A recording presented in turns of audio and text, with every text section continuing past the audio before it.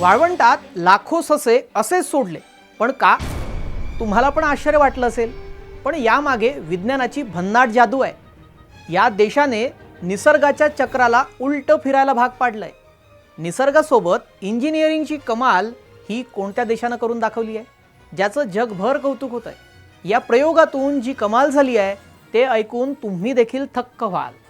तर या प्रयोगाची A to Z स्टोरी आपण आता जाणून घेऊया. नमस्कार, मी श्रेयस पांडे. तुम्ही पाहताय न्यूज 18 मराठी.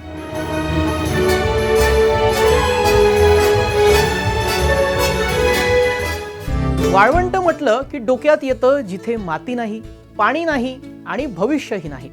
पण आपल्या शेजारील देश चीननं हे वाळवंट जिवंत प्रयोगशाळेत बदललंय.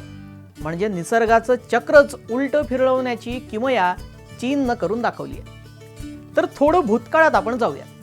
चीनमधील एक वाळवंट होतं ज्याचं नाव कुबुकी.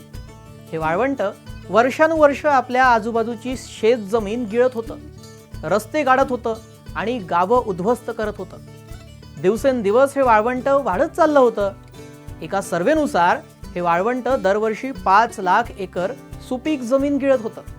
वाऱ्यामुळे वाळू उडायची आणि त्यातून हे वाळवंट वाढतच चाललं होतं. सरकारनं विहिरी खोदल्या, चराई बंद केली, वाळू अडवणारे अडथळे उभे केले, पण वाळवंट काही थांबेना. आणि मग एक लोकल बिझनेसमॅन समोर आला, ज्याच्याकडे वेगळीच युनिक आयडिया होती. वांग वेनबिया या बिझनेसमॅननं पैसे स्वतःचे लावले आणि इथं गुंतवणूक केली. सुक्या झुडपामध्ये चौकोनामध्ये झाड लावायला सुरुवात केली आणि या चौकोनात वाळूंची झाडं लावली. कारण या वाळूंच्या झाडाची मुळं ही जमिनीच्या 300 फूट खोल जातात आणि वाळवंटामध्ये देखील हे झाड जिवंत राहतं. आणि हे झाड कागद आणि फर्निचर बनवण्यासाठी वापरलं जातं. पण वाळवंटामध्ये सतत उडणाऱ्या वाळूमुळं ओलावा राहत नाही, त्यामुळं झाड टिकत नाही. म्हणून ही झाडं चौकोनामध्ये लावण्याची आयडिया या बिझनेसमॅननं लावली. पण काही वर्षातच नवं आव्हान उभं राहिलं. या झाडांना रेग्युलर केअरची गरज होती. या झाडाच्या फांद्या नियमित कापाव्या लागतात, तरच त्याचं खोड हे जाड होतं आणि कागद निर्मितीसाठी त्याचा फायदा होतो. पण नियमित झाडांच्या फांद्या तोडण्यासाठी खूप खर्च आणि जास्त मेहनत लागत होती. आणि इथेच एंट्री होते आपल्या सस्यांची. सुरुवातीला त्यांनी हजारो ससे या वाळवंटात असेच सोडले, जे झाडाच्या फांद्या खाऊ लागले, कारण सस्यांना ते फार आवडायचं. आता त्यामुळं झालं असं की एका दगडात 2 पक्षी मारले गेले. एक तर सस्यांना खाद्य मिळालं आणि झाडाचे खोड जाड झाले आणि इंडस्ट्रीला रॉ मटेरियल मिळालं.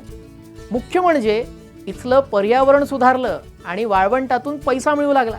वाळूंची झाडं वाळूला घट्ट पकडत होती, त्यामुळं वाळवंटाला आवर बसला आणि सस्यांनी देखील त्यांचं काम उत्तम सुरू केलं होतं. ससे जे खायचे त्यांच्या विष्ठेमुळे या मातीमध्ये खत तयार व्हायचं. बघता बघता वाळवंटाची वाळू सुपीक झाली आणि मातीत बदलली. इतकंच नाही, ससे बिया पसरवतात, म्हणजे निसर्ग स्वतःच पुढे वाढू लागला.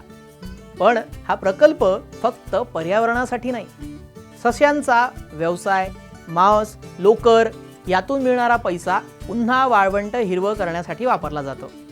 म्हणजे हा प्रकल्प स्वतःचा खर्च स्वतः काढतो. आणि मग आली तिसरी पायरी, सोलर एनर्जी. सरकारच्या पुढाकाराने हजारो सोलर पॅनल्स या ठिकाणी बसवण्यात आले, जे वीज निर्मिती करतात, सावली देतात आणि वारा कमी करतात. या सोलर पॅनलच्या खाली गवत वाढतं आणि ते नियंत्रित करण्यासाठी मेंढ्या आणि बदकं पाळले इथे जातात. म्हणजे वर सोलर पॅनल, खाली प्राणी आणि मध्ये फुलतं जीवन. अशी इथली आता दिनचर्या झालेली आहे. 20 वर्षांमध्ये इथली भूजल पातळी 1.5 ते 2 मीटरनं वाढली देखील आहे. ही सक्सेस फक्त पॉवरची नाही आहे, समजुतीची आहे आणि बुद्धिमानीची आहे.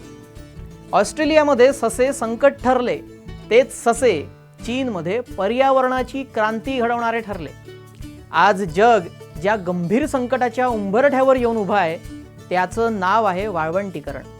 झाडांची तोड, गवताळ प्रदेशांचा ऱ्हास, चीनसारख्या विशाल देशालाही या समस्येला सामना करावा लागला. मात्र या संकटावर उपाय शोधताना चीननं पारंपरिक, यांत्रिक किंवा केमिकल मार्गाचा वापर नाही केला आणि निसर्गालाच केंद्रस्थानी ठेवलं आणि हा उपाय शोधून काढला. हा प्रकल्प सांगतो वाळवंटावर विजय मिळवायचा असेल तर निसर्गाशी युद्ध नाही तर निसर्गाची योग्य रचना करायला हवी. तुम्हाला ही भन्नाट आयडिया कशी वाटली? असा प्रयोग भारतात देखील शक्य आहे का? याबाबत तुमचं मत काय कमेंटमध्ये नक्की सांगा. भेटूयात पुढील नव्या ग्लोबल अपडेटसह. नमस्कार.